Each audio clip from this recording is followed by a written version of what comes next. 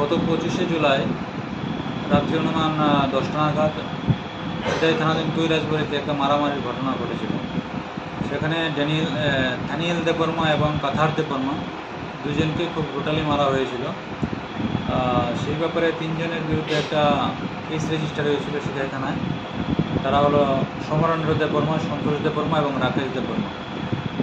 যাদেরকে মারা হয়েছিল তাদের মধ্যে থেকে একজন দানিয়েল দেববর্মা গত 1/8 এই মাসের 1 তারিখে জিবি হাসপাতালে মারা যায়।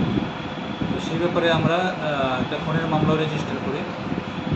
তো সেই মামলায় যারা আসামি ছিল তারা পলাতক ছিল।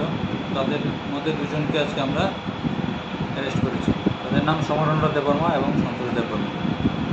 তারা কি মূল অভিযুক্ত? মূল অভিযুক্ত, এফআইআর নাম ছিল তাদের। আর কেউ কি যুক্ত আছে? আরেকজন আছে রাকেশ দেববর্মা, সে এখনও পলাতক। স্যার, 2 জনকে আপনারা কোথা থেকে গ্রেপ্তার করতে সফল হলেন? তাদেরকে আমরা আজকে পেশাতক থেকে নিয়ে এসেছি। কালকে কি কোর্টে ফরওয়ার্ড করা হবে? কালকে কোর্টে ফরওয়ার্ড করা হবে। এই মাসে স্যার, এই ঘটনার পরিপ্রেক্ষিতে এখনো পর্যন্ত এলাকার পরিস্থিতি কোন পর্যায়ে আছে? যাদের ভিকটিম ফ্যামিলি তাদের মধ্যে তারা খুবই ইমোশনাল হয়ে আছে। এটার জন্য এতদিন হয়ে গেছে আসামিটা গ্রেপ্তার হয়নি। আজকে আমরা 2 জনকে অ্যারেস্ট করতে পেরেছি এবং অ্যাসিস্ট্যান্ট তাদের পরিবারকে আমরা দেবো।